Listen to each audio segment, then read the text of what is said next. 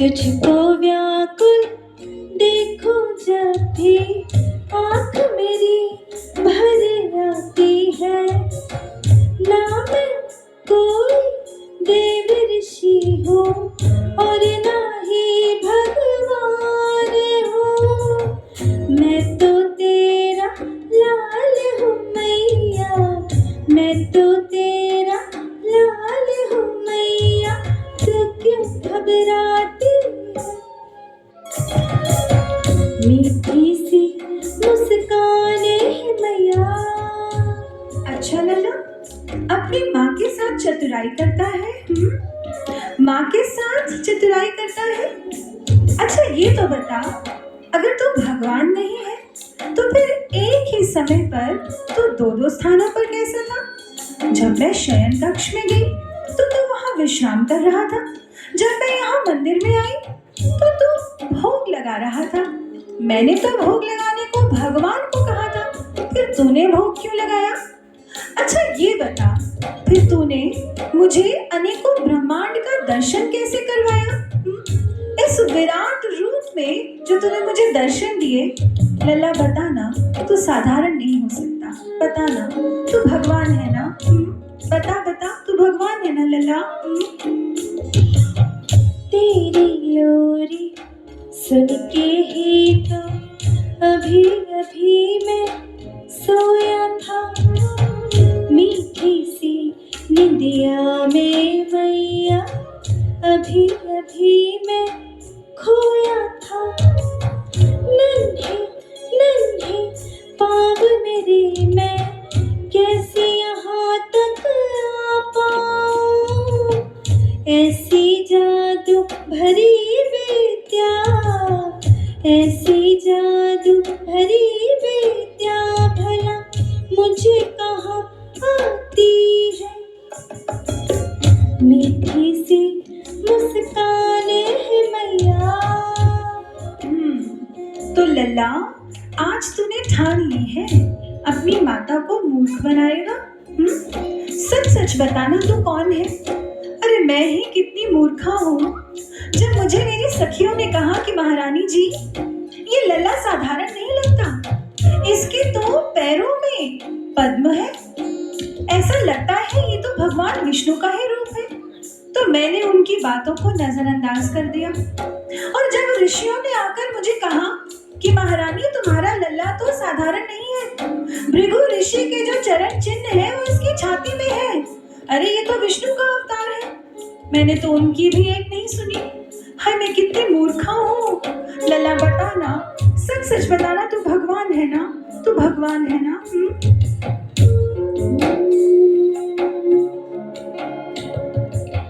छोटा सा ये बालक तेरा तेरी गोद समा जाए, अरे ओ मैया। छोटा सा ये बालक तेरा तेरी गोद समा जाए। तू ही बता फिर इतनी जल्दी बड़ा ये कैसे हो पाए? राज काज के कौर बड़े हैं, जिसने तुमको थका दिया। मेरी प्यारी मैया, मैया मेरी प्यारी मैया, तुमने क्या थोड़ा विश्राम किया? देखो देखो देखो देखो देखो देखो, निंदिया रानी तुम्हें बुलाती है, जिससे फिर ये सारी चिंता दूर हो जाती है। ओ माँ दूर हो जाती है।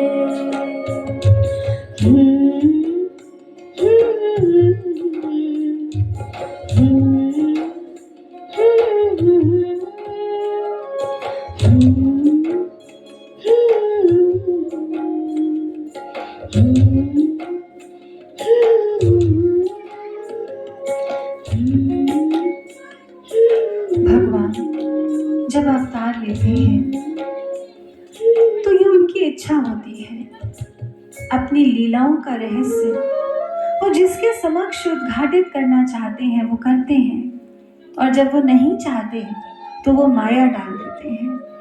माता कौशल्या को जन्म के समय भी विराट रूप दिखाया और उसके उपरांत आज फिर से विराट रूप दिखाया, लेकिन उसके बाद माया की नींद में उन्हें सुला दिया, उन्हें विस्मरण करवा दिया उसका। यहां रुककर एक प्रश्न करना चाहती हूं आपसे। रामायण बहुत बार सुनी होगी आपने, कई कई ग्रंथों का वाचन, कई कई कथाएं भी सुनी होंगी। ऐसे प्रसंग जब आते हैं, सुनकर यदि हम आगे निकल जाते हैं तो हमने कमाई क्या की? हमें रुककर ये पूछना चाहिए, सोचना चाहिए कि आखिर कौशल्या जी ने जो ये दर्शन किया, जो उन्हें दर्शन हुआ, ये कैसे हुआ? और जब उन्हें ये दर्शन हुआ तो किसी और को क्यों नहीं हुआ? अगर विराट स्वरूप प्रकट किया तो महल में, बाकी कक्षों में क्यों नहीं दिखा किसी को? पड़ोस में किसी को खबर नहीं हुई, किसी को पता ही नहीं चला? ऐसा कैसा दर्शन भगवान ने प्रदान किया? आपने गीता बहुत बार सुनी है, पढ़ी है। महाभारत का प्रसंग आपको पता है, जब भगवान कृष्ण अर्जुन के रथ को वहां मध्य में ले जाते हैं, जब वो अर्जुन अपने समक्ष देखता है कौरवों की पूरी सेना को, वो घबराता है। भगवान कृष्ण कई प्रकार से अर्जुन को समझाते हैं, और जब ना उसे ज्ञान योग समझ आ रहा है, ना कर्म योग समझ आ रहा है, तो उसे ज्ञान विज्ञान सहित उसे अध्यात्म ज्ञान प्रदान करते हैं। अर्जुन को अपना विराट स्वरूप भगवान कृष्ण ने दिखाया। कभी आपने ये सोचा कि उस समय कौरवों की इतनी बड़ी सेना थी, पांडवों की इतनी बड़ी सेना थी, किसी और ने क्यों नहीं देखा? क्यों किसी किताब में, किसी ग्रंथ में ये नहीं लिखा हुआ कि किसी और को भी दिखा? विराट रूप कोई छोटा सा तो नहीं होता, कितना बड़ा होता है विराट रूप, जिसमें हजारों सूर्यों का प्रकाश होता है, जिसमें करोड़ों ब्रह्मांड होते हैं। स्वाभाविक सी बात है, अगर इतना विराट है तो सबको दिखना चाहिए। रुक कर ऐसे प्रश्न करने चाहिए, तब रामायण जीवन को परिवर्तित करेगी, अन्यथा राम राम और फिर राम नाम सत्य है। राम जीवन में परिवर्तन लाए, ऐसे प्रश्न आपके भीतर आने चाहिए। छोटे से विवेकानंद नरेंद्र, मां ने जब कहानी सुनाई कि नरेंद्र, जब द्रौपदी का चीर हरण हो रहा था, उसने पुकारा भगवान कृष्ण को और भगवान आए थे। नरेंद्र ने कहा कि मां, जब भगवान को पुकारो तो भगवान आते हैं? तो मां कहती है, हाँ जरूर आते हैं। तो नरेंद्र ने कहा, मां तुमने पुकारा? अब मां सकते में पड़ गई। अगर मैंने बोला हाँ पुकारा तो ये पूछेगा भगवान आए थे, और अगर मैंने बोला नहीं पुकारा तो ये कहेगा फिर क्या मुझे कहानी सुना रही हो? तो उसकी मां कहती है कि नरेंद्र, मैंने भी पुकारा, मैंने भगवान से तुझे मांगा और भगवान ने तू मुझे दे दिया। अब उसकी मां ने तब तो बात को घुमा दिया, लेकिन नरेंद्र के भीतर ऐसी जिज्ञासा उत्पन्न हुई कि जब वो युवा हुए तो जगह जगह जगह जाकर उन्होंने एक ही प्रश्न किया कि भगवान का दर्शन कैसे हो सकता है। सज्जनों, ये जो आज माता कौशल्या को दर्शन हुआ, या वो जो अर्जुन को दर्शन हुआ था, भगवान राम रूप में दर्शन दे या कृष्ण रूप में दर्शन दे, जो विराट रूप का दर्शन भगवान ने दिया, वो बाहर जगत में नहीं दिया, वो अंतर जगत में दिया। क्योंकि कौशल्या जी के भीतर दिया यहाँ इस स्थान पर, क्योंकि अर्जुन के भीतर दिया यहाँ इस स्थान पर, जिसे गगन मंडल कहते हैं, इसलिए और किसी को नहीं दिखा, मात्र उन्हीं पात्रों को दर्शन हुआ। तो सज्जनों, ये दर्शन हमें क्यों नहीं हुआ आज तक? ये जिज्ञासा उत्पन्न होनी चाहिए, ये प्रश्न उत्पन्न होना चाहिए। भगवान सिर्फ अर्जुन के भीतर तो नहीं है, भगवान ने स्वयं अर्जुन को कहा, हृदय सर्वस्व विष्ठितम, मैं सभी के हृदय में निवास करता हूँ। कौन से हृदय में? आध्यात्मिक हृदय में। जब सभी के हृदय में करते हैं निवास, तो फिर ये जो देह है हमारी, ये तो मंदिर हो गई ना। हृदय सर्वस्व विष्ठितम, यदि भगवान इसके अंदर रहते हैं तो ये देह तो मंदिर हो गई। इसलिए ऋषियों ने कहा तेरे पूजन को भगवान बना मन मंदिर आलीशान। प्रभु तेरे पूजन के लिए मुझे ये आलीशान मंदिर मिला, लेकिन मैं पूजा कहाँ कर रहा हूं? दर्शन दो घनश्याम नाथ मोरी अखियां प्यासी रे। दर्शन दो प्रभु, पर आज तक दर्शन हुआ नहीं। तो दर्शन की अभिलाषा करते हैं, रटन करते हैं, बार बार कहते हैं, लेकिन दर्शन तो हुआ नहीं। आज माता कौशल्या ने जब दर्शन किया तो हजारों सूर्यों का प्रकाश। कभी आपने सोचा आप आज इस कार्यक्रम को ही ले लीजिए। जब इसका शुभारंभ हुआ तो आपने क्या किया? दीप प्रज्वलन किया, क्योंकि उसे शुभ मानते हैं। अब जब अंत होगा तो आप आरती करेंगे और दीपक जलाएंगे, ज्योत जलाएंगे।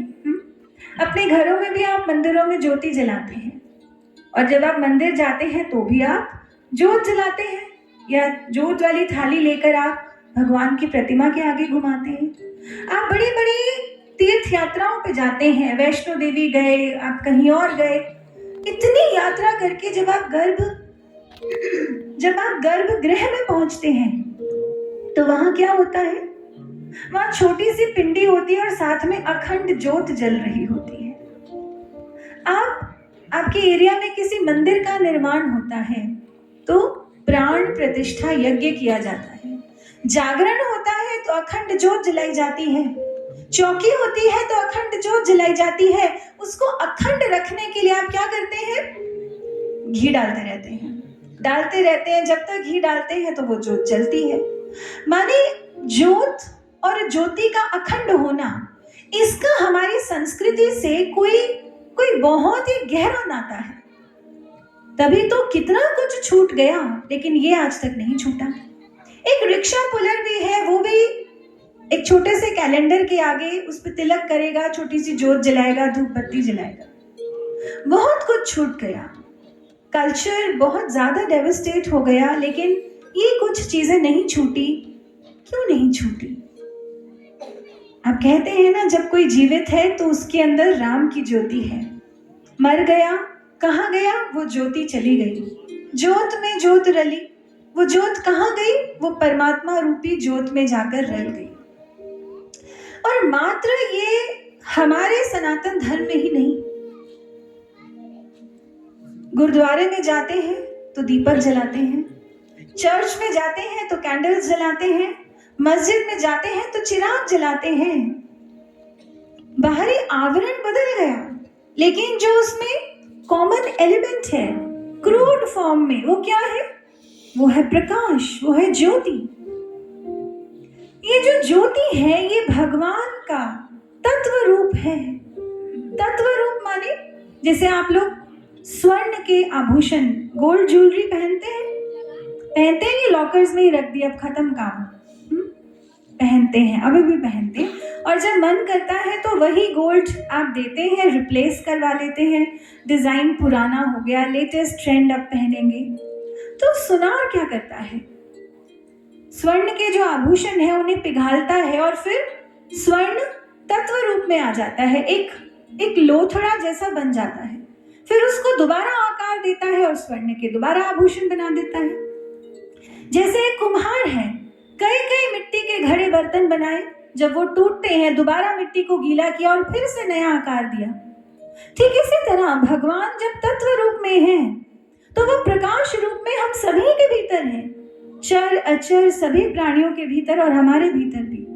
लेकिन जब वो रूप लेकर आते हैं तो उसे अवतार कहते हैं। तो राम क्या है? रमते सर्वभूतेषु स्थावरेषु चरेषु च अंतरात्म स्वरूपेण यक्ष रामेति कथ्यते। राम वो शक्ति है, वो प्रकाश रूप में कण कण में है, और जब वो राम हमारे भीतर है तो यहाँ स्थित है प्रकाश के रूप में, ज्योति के रूप में। इसलिए यहाँ तिलक लगाया जाता है, यहाँ बिंदी लगाई जाती है। इसके अंदर क्या है आपने पूछा ही नहीं। योगानंद परमहंस ने जब छोटे थे, मुकुंद था उनका नाम, तो अपनी माँ से पूछा, माँ इन दोनों आंखों से तो मैं बाहर देखता हूँ, लेकिन इन आंखों के पीछे की दुनिया में क्या है? माँ कहती है, जा अपने विज्ञान के मास्टर जी से पूछ, मेरे से क्या पूछ रहा है? तो वो कहता है, मैं विज्ञान की बात नहीं कर रहा माँ, मैं अध्यात्म की बात कर रहा हूँ। वो छोटा सा बालक, कैसे संस्कार रहे होंगे उसके। खोज की एक पूर्ण सदगुरु की, एक दिव्य गुरु की, युक्तेश्वर गिरि जी के चरणों में गए और राम के तत्व को प्राप्त किया। यहाँ पर ब्रह्म ज्ञान की दीक्षा प्राप्त की और उस ब्रह्म तत्व का दर्शन किया। उसी को राम, उसी को कृष्ण, उसी को दुर्गा, उसी को शिव कहते हैं। तत्व रूप में सब एक ही हैं। आप कहते हैं ना, कर्पूर गौरम, भगवान शिव को आप गौरम कहते हैं, क्योंकि ये जो ज्योति है, this is milky white. Shiv यहाँ उस कपूर के रूप में, प्रकाश के रूप में विद्यमान है। या देवी सर्वभूतेषु ज्योति रूपेण संस्थिता, वो देवी तो ज्योति रूप है। उस ज्योति से जुड़ना है। साइंटिफिक कम्युनिटी ने भी जब रिसर्च की तो वो कहते हैं कि इस सृष्टि का सबसे छोटा जो पार्टिकल है वो एटम है। एटम को भी जब डिवाइड किया तो उसके अंदर इलेक्ट्रॉन्स, प्रोटॉन्स और न्यूट्रॉन्स के बाद 99.9999% स्पेस खाली मिली। और साइंटिस्ट कहते हैं कि यहाँ एक वाइब्रेशनल एनर्जी है, पार्टिकल्स ऑफ लाइट है, फोटॉन्स का नाम दिया उसको। ये पार्टिकल्स ऑफ लाइट कौन से हैं? चाइना के वैज्ञानिकों ने इसे काय का नाम दिया। इसे साइंटिफिक कम्युनिटी ने बायोफोटॉन्स कहा और कई लोगों ने कहा यही तो आत्मा है, इसी के कारण तो आप जीवित हैं। लेकिन फिर हुआ क्या? विज्ञान आगे बढ़ा। विज्ञान ने खोज की, कर्लियन फोटोग्राफी की, ऑरा फोटोग्राफी की। अब मनुष्य के ऑरा को स्टडी करना आरंभ किया। माने एक मनुष्य है, उसमें कैसा उसका ऑरा है ये देखा जाता है। उसके इर्द गिर्द किस तरह का प्रकाश का एक बिंब है ये देखा जाता है। तो कहते हैं जो क्रिमिनल माइंडसेट्स के लोग हैं, जो नेगेटिव टेंडेंसीज के लोग हैं, उनका ऑरा बहुत डार्क होता है। और जो संत हैं, जो साधक हैं, जो भक्त समाज है, उनका जो ऑरा है वो बहुत ब्राइट होता है। साइंटिस्ट ने कहा ये ऑरा ही तो जीवन का आधार है। लेकिन जब किसी की मृत्यु हुई तो क्या हुआ? वो ऑरा भी डिमिनिश हो गया। आत्मा तो कभी मरती नहीं, तो फिर ऑरा ही डिमिनिश हो गया। तो आत्मा क्या है? वो कौन सा प्रकाश है जो सभी प्रकाशों का आधार है? हमारे ऋषियों ने बताया, न तत्र सूर्यो भाति न